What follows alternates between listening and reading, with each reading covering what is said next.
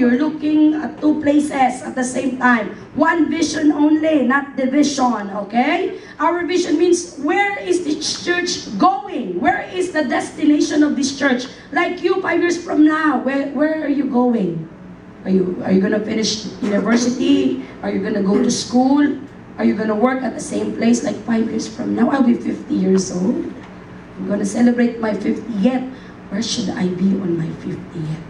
So in life, sometimes, you know, it's good to have a vision where you're gonna be. So a glorious church, that's our destination. A glorious church has 12 descriptions, like what we did this morning, a worshiping church. Why do we sing? Why do we lift up our hands? Why do we clap? Why do we dance? Because this church is a worshiping church.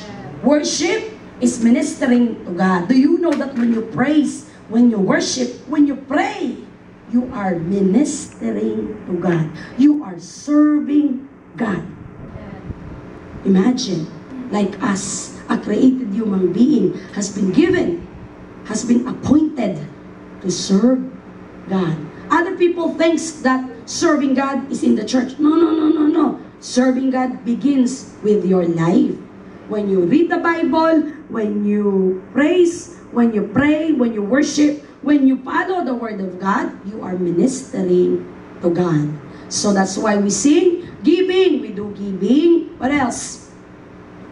Evangelizing or soul winning. There's 12 description of that. Healing. Then that's all the things that we do. And it's in the JIL Bible. So it's good to review those 12 description of a glorious church. A healing church.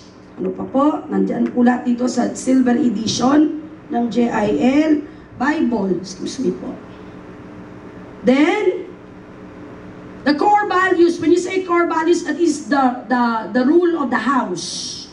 That is the principle of the house. Every household has a rule. My mother has a rule. Your house has a rule. This house, the church, has a principle. How do you live in this house? Every JIL leader, pastor, member, attendee, whoever who may decide to commit to the Lord, to this church, must manifest, kailangan live those 5 core values. Remember last week, what did we say about core values? Core values, it is our principles that guides an organization's internal conduct as well as its relationship with the external world.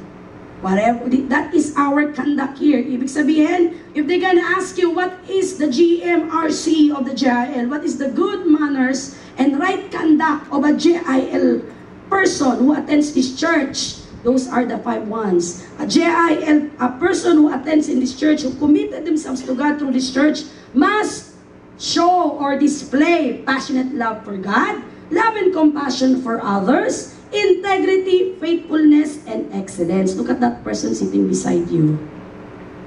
Because these core values will enable us to be more like Jesus Christ. Not like the pastor. If the pastor is like Jesus Christ, then so be it. Just like what Apostle Paul was saying, follow me as I follow Christ. Imitate me as I imitate Christ. Di po ba? Like you, your children will be like you. Oh, they refuse to be like you. I'm telling you, like me when I was young. I don't want to be like my mom.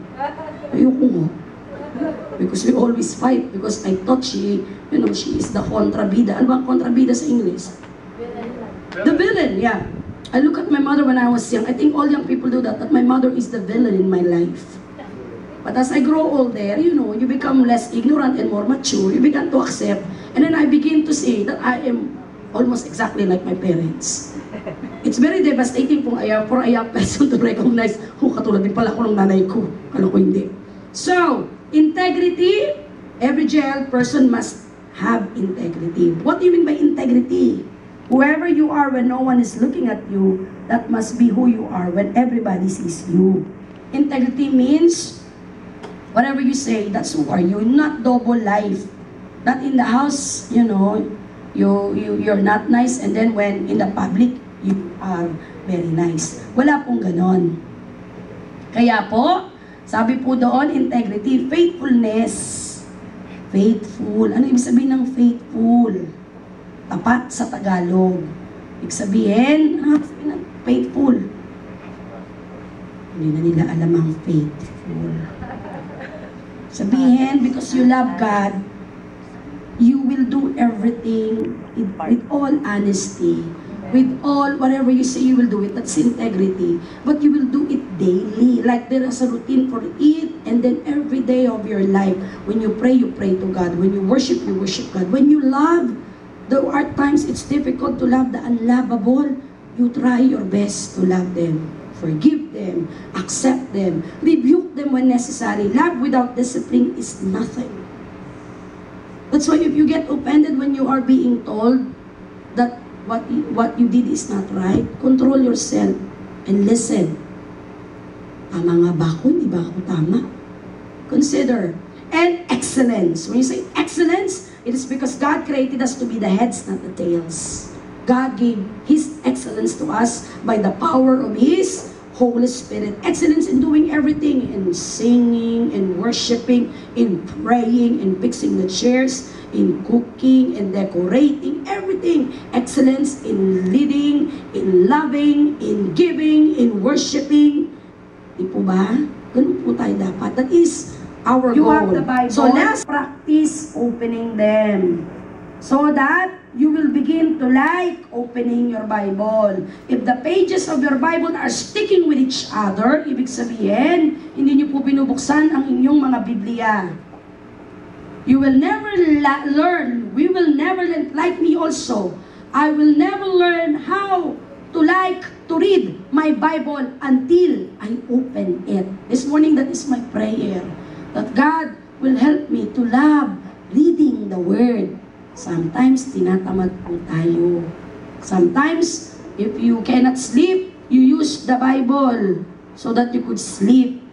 I remember when I was just a new Christian attending the church, whenever I cannot sleep, all I have to do is read my Bible and then I fall asleep. That's only in the beginning, but as you read and as you read, magiging po siyang become alive in you and you will like it. But if you don't open your Bible, you will never like reading it.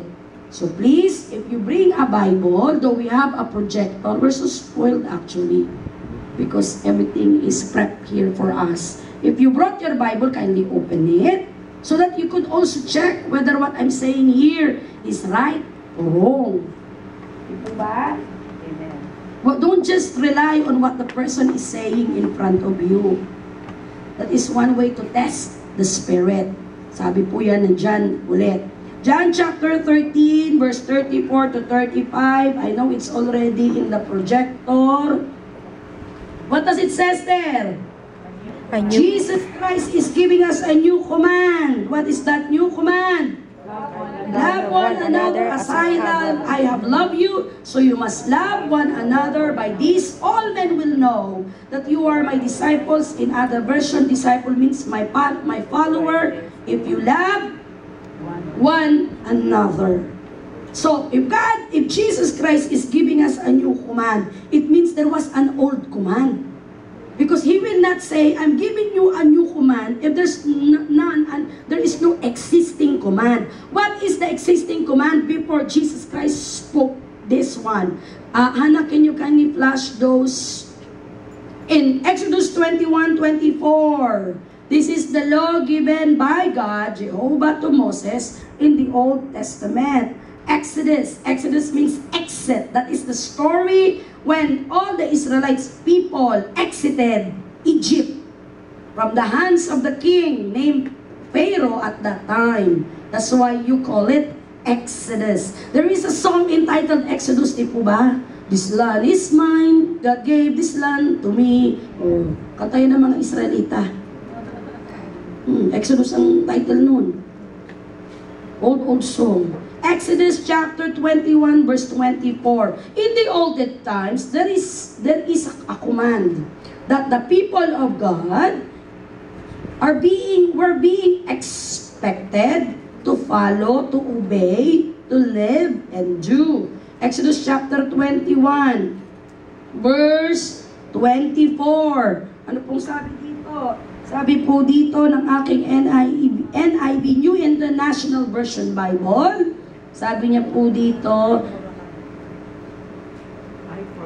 But if there is serious injury, I will begin with 23. But if there is serious injury, you are to take life for life, eye for eye, tooth for tooth, hand for hand, foot for foot, burn for burn, wound for wound, bruise for bruise. That was the law before. If I hit you either by accident or by intent, if I give you 3 punches and you ended up with 3 black eyes, you have to give that back to me. That was the law before. Check Leviticus 24 verse 17 to 22. Leviticus is a book that is all about also the rules and regulation. If you don't like rules and regulation, you will not like reading this. But if you do not begin to practice liking them, you will never like it. Karamihan po ng ayaw ng batas, yung mga sumusuway sa batas. Kaya malin po natin ang salita ng Diyos. Let's love the Word of God because the Word of God is Himself. Leviticus 24 verses 17 to 22. This morning, I enjoy reading this. If anyone takes the life of a human being, he must be put to death. Anyone who takes the life of someone's animal must make restitution, life for life. So if somebody kick your puppy by accident, or your cow, or your chicken, or your duck, they have to give you back another one like that. If anyone, or if they have a cow, you could kick their cow until they die also. If anyone injures his neighbor, whatever he has done must be done for him or to him. Fracture for fracture. Yan. Grabe, no? Eye for eye, tooth for tooth, as he has injured the other, so he is to be injured. Whoever kills an animal must make restitution, but whoever kills a man must be put to death. You are to have the same law for the alien and the native born. I am the Lord, your God. This is the basis when the Lord Jesus Christ said these words to His disciples.